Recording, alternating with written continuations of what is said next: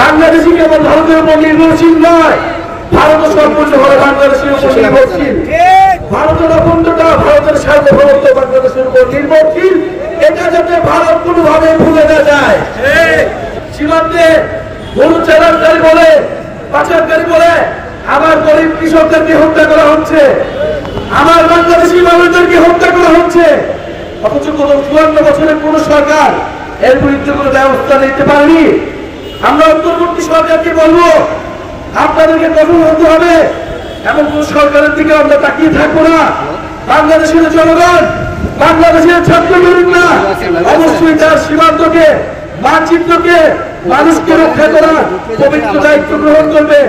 চুয়াডাঙ্গাবাসী কি সেই দায়িত্ব গ্রহণ করবে? আমার সীমান্তের মানুষ হত্যাকে আমি মেনে নেব, আমার সীমান্তের কৃষক হত্যাকে আমি মেনে নেব, আমি কোনোভাবেই আমরা মেনে নেব না। ভারত যদি বাংলাদেশের সাথে সৌহার্দ্যপূর্ণ সম্পর্ক চায়, সমতা, ন্যায্যতা এবং মর্যাদার ভিত্তিতেই সেই সম্পর্ক হতে হবে।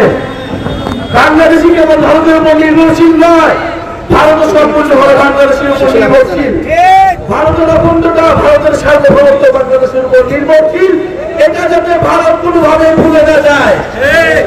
আমরা স্পষ্টভাবে বলতে চাই, গণঅভ্যুত্থানের পরে আমরা একটা বৈষম্যহীন, একটা সম্প্রীতির বাংলাদেশ চেয়েছিলাম, কিন্তু আমরা দেখছি নানা ধরনের রাজনৈতিক অন্তর্বন্ধনে বহু মানুষ মারা যাচ্ছে।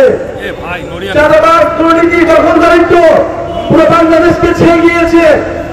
চুয়াডাঙ্গাবাসীকে আজকে আমরা বলতে এসেছি, আপনারা ভয় পাবেন না।